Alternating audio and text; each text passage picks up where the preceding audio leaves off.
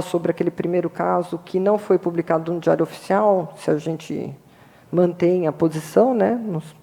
E depois ele poderia dar o destaque nele, no caso que o senhor foi relator, aí tem que passar a presidência para o doutor Calil. E ele tem um voto divergente. Depois daí eu falaria do meu. Pode ser assim? Tá certo. Pode. Bom. Sem problema. Então, acho que seria não tem advogado presente, nada, né? Precisa iniciar a gravação também. Não, não tem advogado presente.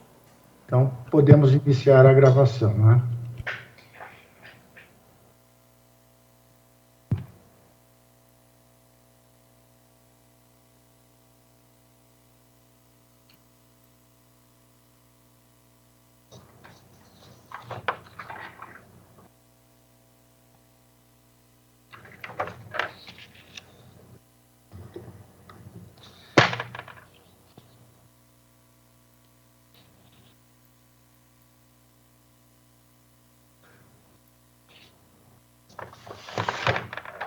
Bom, eu declaro aberto, então, a 19ª reunião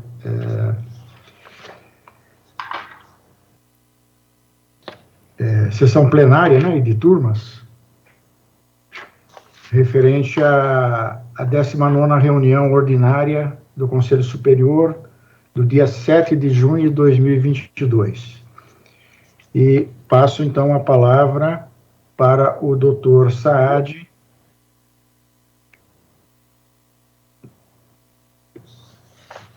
Doutor Saad Maslum. Doutor Marsura, como é um caso nosso, um voto de Vossa Excelência e voto divergente meu, me parece que se deva passar a presidência ao doutor Calil, salvo engano. A doutora Tatiana me falou de um outro caso da relatoria de Vossa Excelência, doutor Saad. De Mojimirim, que não foi publicado no Diário Oficial, a gente tem que refazer o julgamento. Mas será que precisa ler de novo? Eu acho que não, acho que o senhor precisa, o senhor precisa dar Eu vou fazer número. Um breve relato, Isso. então. Pois não. O senhor tem o número? É aquele caso de Mojimirim. Deixa eu ver aqui se eu tenho ele aqui, porque esses 14.043, né? Então vamos lá. Vou fazer um relato novamente.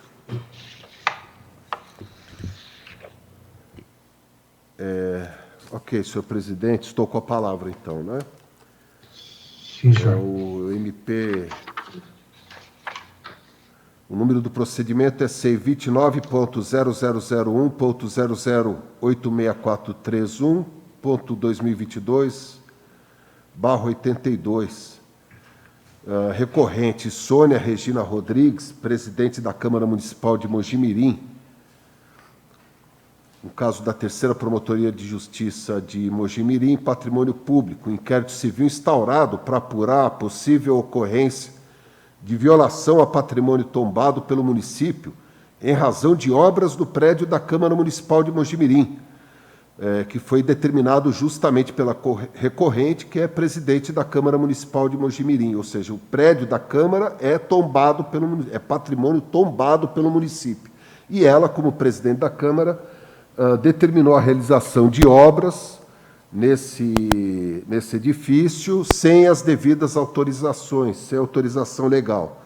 O promotor de justiça, tomando conhecimento, ele instaurou um procedimento, instaurou um inquérito civil e, dentre as diligências, uma delas é objeto de preliminar da recorrente Sônia. O que o promotor de justiça, o nobre promotor de justiça, fez? Ele requisitou, requisitar é determinar, requisitou a imediata interrupção das obras, com a consequente lacração, fecha aspas. Ele usou exatamente essas palavras: imediata interrupção das obras com a consequente lacração. Essa determinação é objeto de recurso e de preliminar colocada aí pela recorrente, a senhora Sônia Regina Rodrigues. A outra preliminar é que a Promotoria do Patrimônio Público não teria atribuições para atuar, mas sim a Promotoria do Meio Ambiente. E, no mérito, ela pugna pelo provimento do recurso para que seja trancado o inquérito, para que seja arquivado o inquérito civil. Eu neguei provimento ao recurso, o inquérito é, de fato, de ser mantido.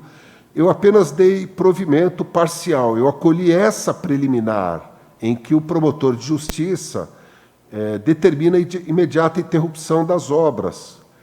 Aliás, nesse caso, eu até pedi para que viesse a plenário, até para discutir com os colegas, levar ao conhecimento dos nobres colegas, porque não cabe ao membro do Ministério Público fazer esse tipo de determinação. Isso é objeto de ordem judicial. Quando muito, o eminente promotor de justiça poderia fazer uma recomendação. Ele poderia recomendar que ela sustasse as obras, sob pena de ele entrar com uma ação, sob pena de ela estar incorrendo num ato de improbidade administrativa, porque aí estaria bem caracterizado o dolo, a intensidade e tudo mais, mas jamais determinar a imediata interrupção das obras. Então, eu dei provimento ao recurso, parcial provimento, apenas para excluir essa diligência, essa ordem que consta da portaria, mantida a portaria no mais. De fato, foram iniciadas obras, não há autorização legal, não houve autorização dos órgãos municipais que cuidam do patrimônio histórico.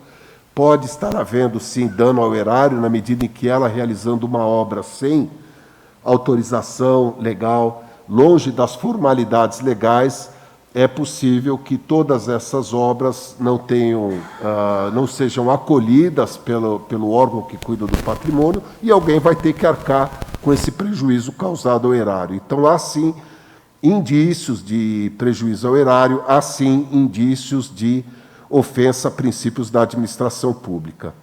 Então, é assim que eu voto. Prezados colegas, senhor presidente, muito obrigado. E fico aqui à disposição para qualquer esclarecimento também.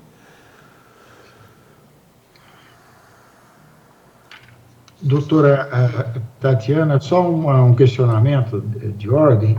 Nós estamos refazendo o julgamento, então, portanto, temos que submeter o voto do relator Sim. a uma nova votação.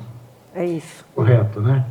Então, com a palavra o doutor conselheiro Bonilha, para proferir o seu voto. Obrigado pela palavra, senhor presidente. Eu quero dizer que acompanho o bem lançado voto proferido pelo douto conselheiro Saad Maslon. Obrigado. Com a palavra o doutor Giuliotti. Também acompanho o voto do doutor relator. Doutor Marco Antônio Ferreira Lima. Com o relator, senhor presidente. Doutor Antônio Carlos da Ponte. Eu acompanho o excelente voto do relator, senhor presidente. Doutor Antônio Calil Filho. Eu também concordo com os motivos expostos no voto e acompanho o relator. Eu também acompanho o excelente voto do relator. Com a palavra a doutora Tatiana. Eu também acompanho o excelente voto proferido pelo relator. Então, por unanimidade, foi aprovado o voto do relator. Agora, na sequência, eu passo a presidência para o doutor Antônio Calil Filho, para prosseguirmos no julgamento de mais um recurso da relatoria do doutor Saad Maslon, no qual eu sou o relator.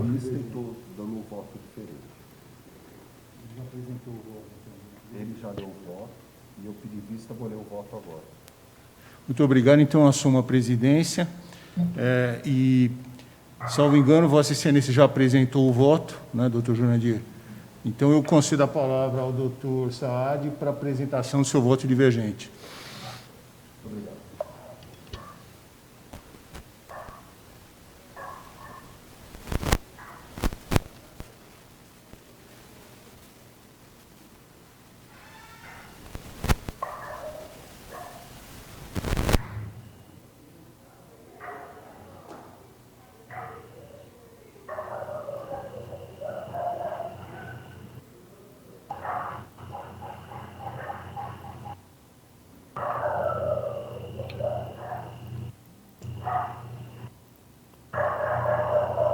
Doutor Calil.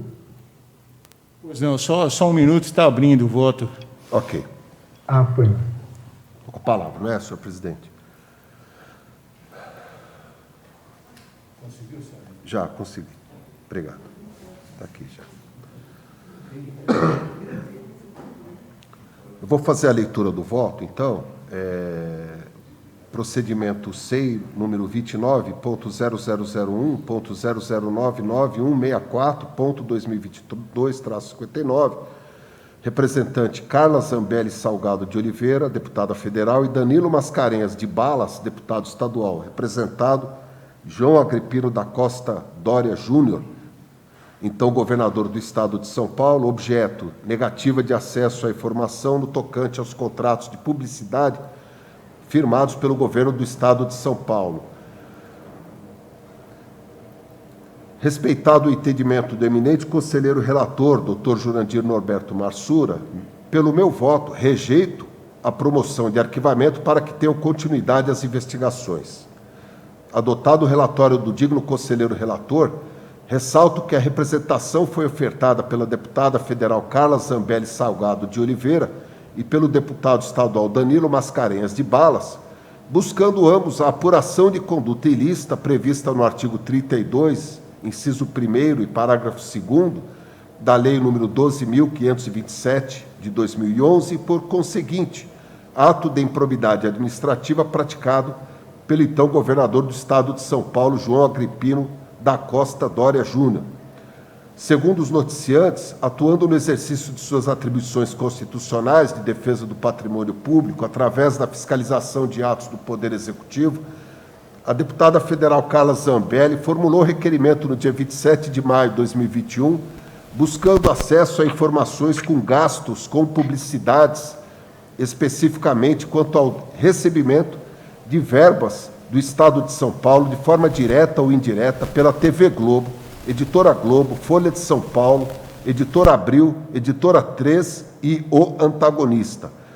O pleito foi reiterado em 18 de junho de 2021, sem qualquer resposta e, segundo os noticiantes, aspas, passados 6 meses do seu requerimento, o senhor governador João Dória segue retardando deliberadamente o acesso às informações requisitadas, obstruindo o regular exercício da atividade parlamentar. Fecha aspas, representação, item 7. Registra-se que a notícia de fato também solicita a relação global de pagamentos realizados para cada veículo de comunicação, a descrição do objeto de cada inserção cuja veiculação foi autorizada em tais empresas e esclarecimentos acerca de incongruências no portal da transparência, em virtude de resultados diferentes em pesquisas efetuadas acerca de um mesmo fornecedor. Os noticiantes também argumentam que as respostas prestadas pelo governo foram imprecisas, evasivas e insuficientes, prejudicando o acesso à informação. Ressaltam também a dificuldade do parlamentar e da população em geral em conseguir informações básicas, tais como o número do contrato, as unidades gestoras, o que termina por provocar o, aspas, sentimento de descaso e abandono dos cidadãos que buscam tais informações, as quais deveriam ser claras e plenamente acessíveis. Fecha aspas. A notícia, de fato, foi indeferida de plano, sem a realização de qualquer diligência. A justificativa, segundo a respeitável decisão do senhor Procurador-Geral de Justiça, acolhida no voto do eminente conselheiro relator, é de que, aspas, as informações solicitadas relativas a despesas com publicidade estão disponíveis no portal da transparência, sendo certo que eventuais dificuldades ou incongruências encontradas na consulta ao sítio eletrônico do Governo do Estado, em virtude de informações lançadas nos inúmeros filtros existentes, não evidencia negativa de publicidade e, por conseguinte, não autoriza a instauração de procedimento investigatório, fecha aspas.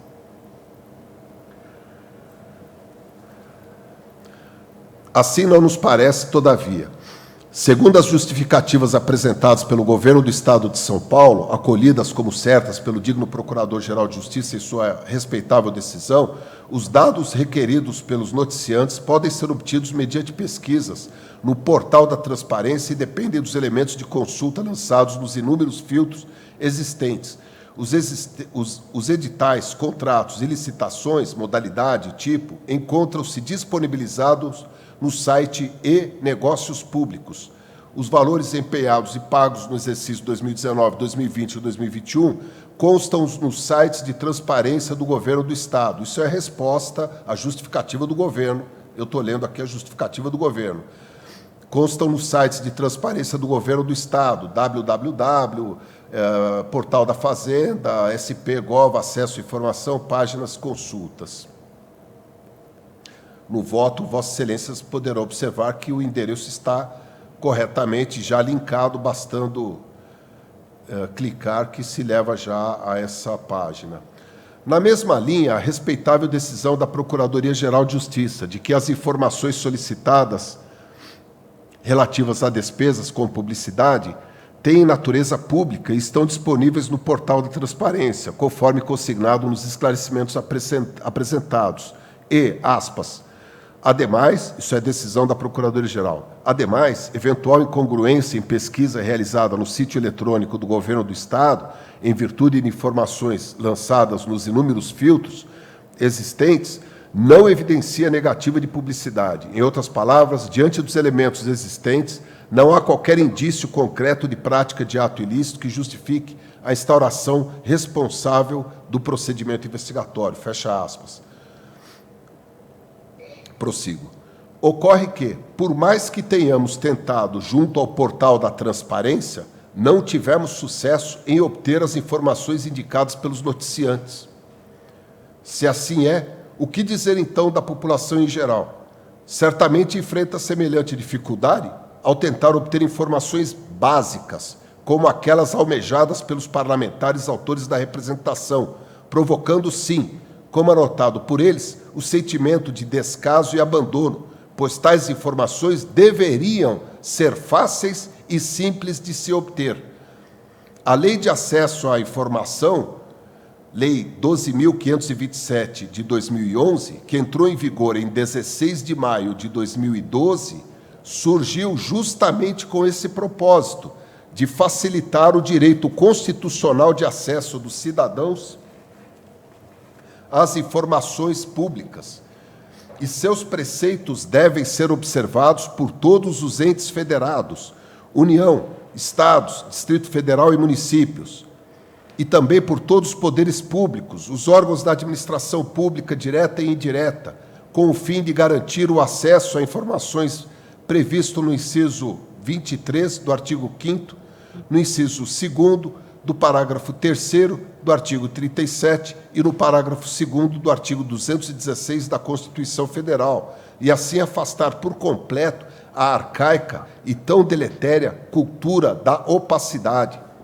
Neste sentido, já observara Eneida Desirê Salgado, a Lei de Acesso à Informação e seu tratamento regulamentar deveriam representar uma revolução para o Brasil, surgida como uma lanterna em uma sociedade cujas práticas administrativas nunca foram totalmente republicanas e transparentes. A concretização infraconstitucional do acesso à informação sofre bloqueios em sua realização cotidiana.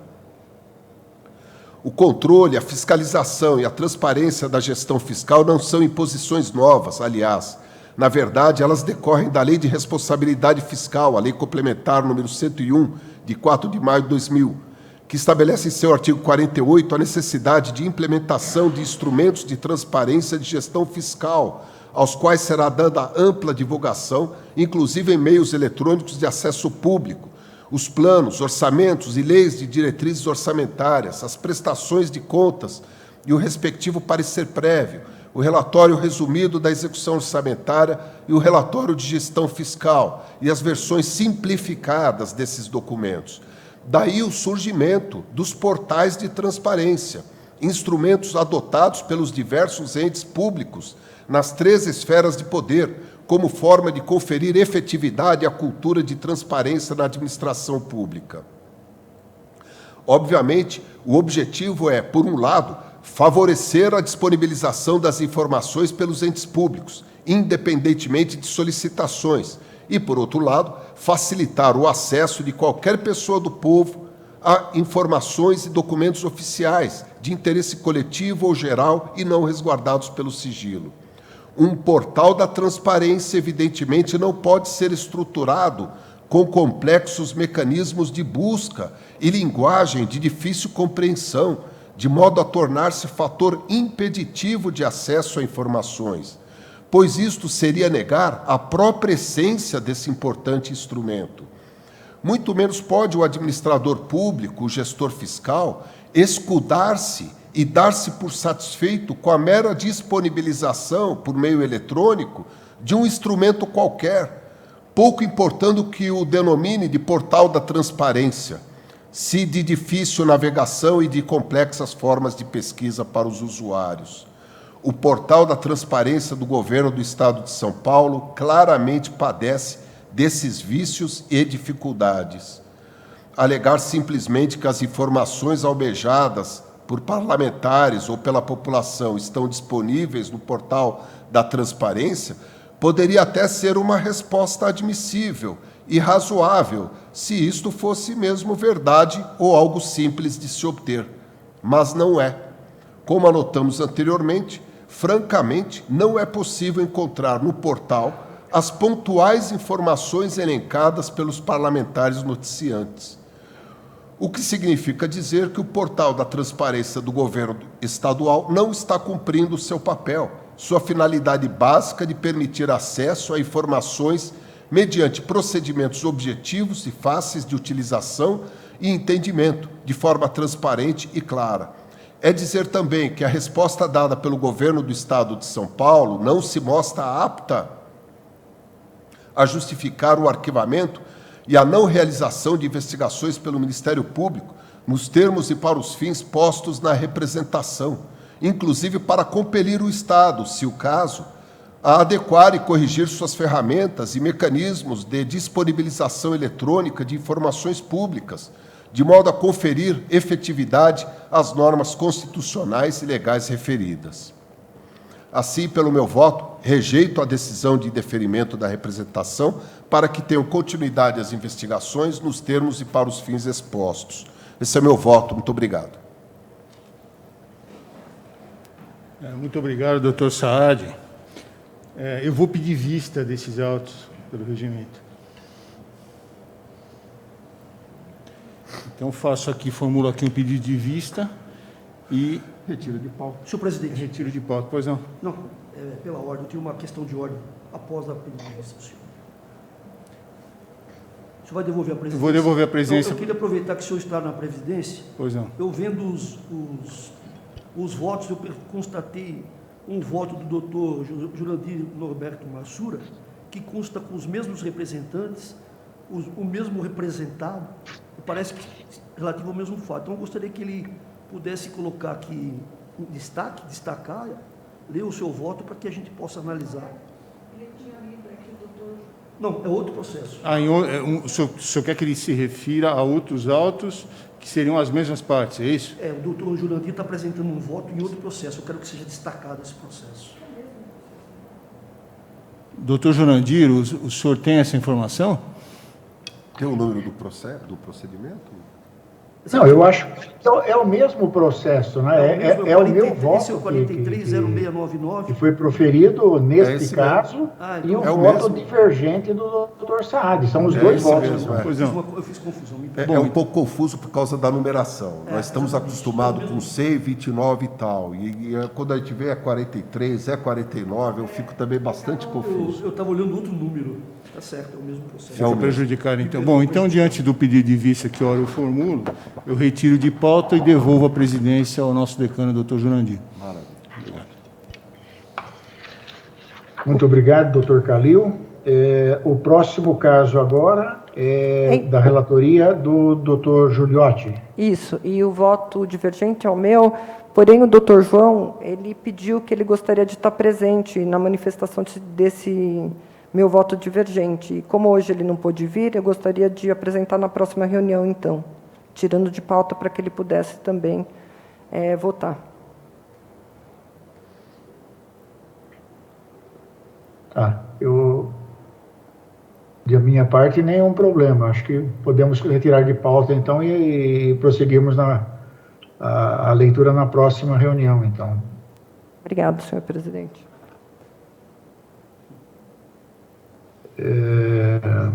Agora sem Não destaque. temos mais nenhum... Tem mais algum destaque? Não, sem destaques, eram esses. Sem destaque. Bom, eu... Antes de declarar o encerramento, apenas advirto que todos os procedimentos foram examinados e os votos das relatorias devidamente aprovados por todos por unanimidade. E consulto os colegas para saber se alguém deseja fazer uso da palavra antes do encerramento da reunião.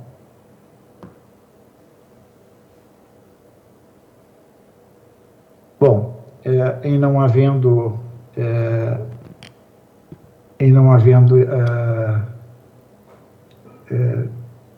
interesse em fazer uso da palavra, eu declaro encerrada a reunião e desejo a todos uma ótima semana. Obrigado, igualmente. Tchau. Obrigado, felicidades a todos.